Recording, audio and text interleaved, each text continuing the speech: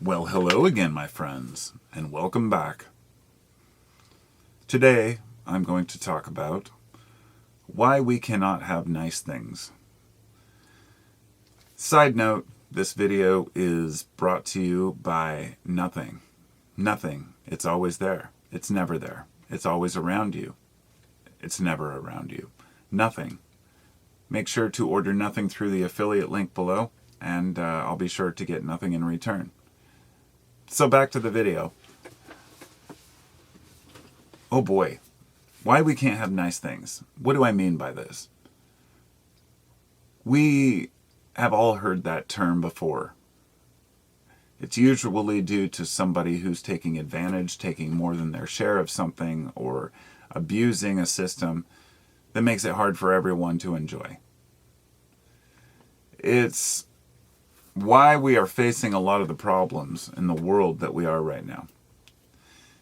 The way that people mismanage systems, whether it be food, water, shelter, our basics, or whether it be something like logistical nightmares of trying to get certain wealthy items to the people who want them.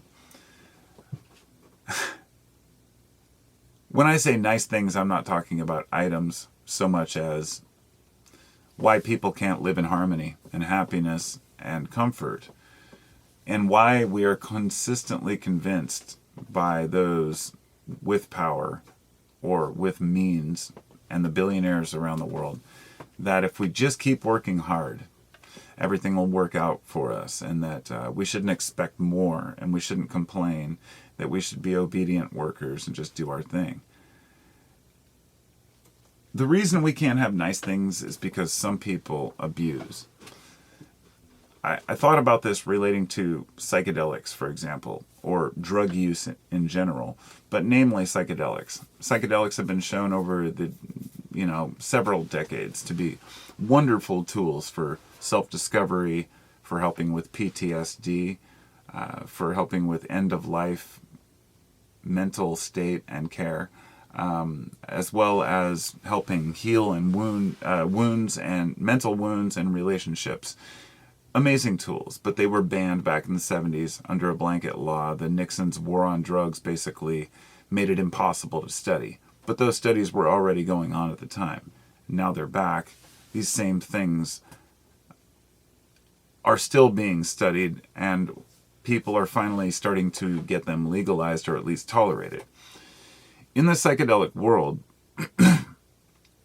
there are very few people who actually abuse psychedelics in the world of people who take them. It's not the kind of thing that makes you want to take more. It does to some people and for a limited time, but most people learn what they have to learn and they move on. Now, those few people are the ones that are focused on, the ones who abuse it, the ones who take it too far.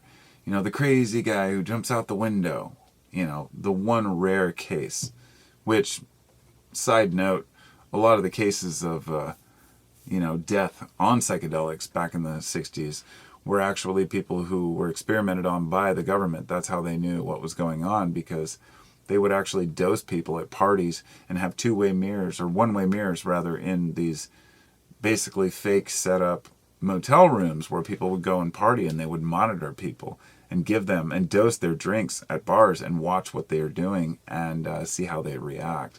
They did it to American soldiers.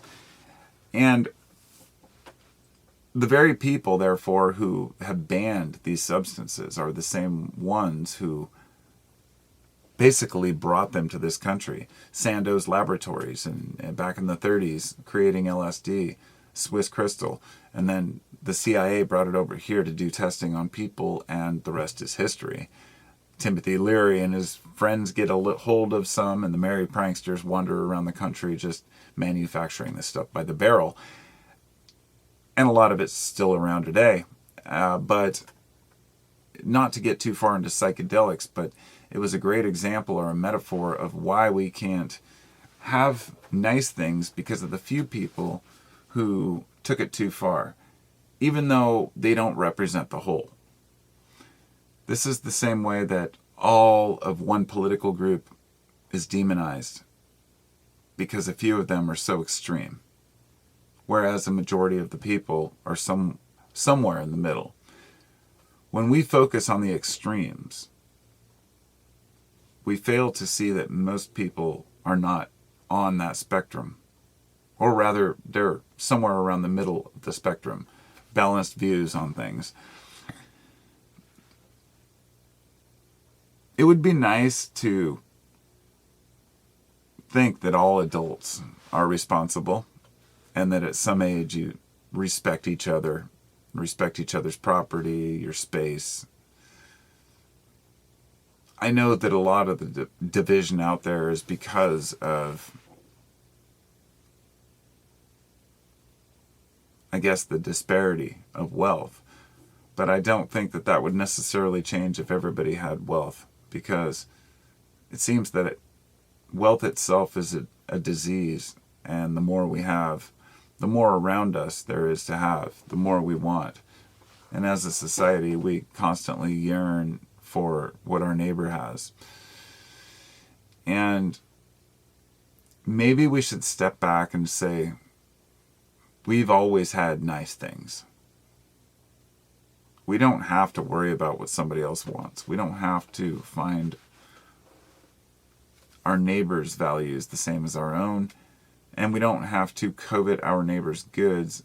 We don't have to rubberneck. We don't have to keep up with the Joneses, so to speak. Because we're better off learning to be content with what we have in our lives as best we can. It doesn't mean we can't work for more. But gratitude for what we do have is essential, so we don't turn into complete arrogant assholes like Instagram influencers. Another video I just made, which maybe I'll post these together. We'll see. But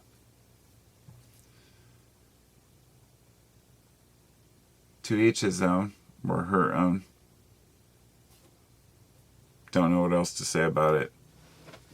Talk to y'all next time. Take care of each other.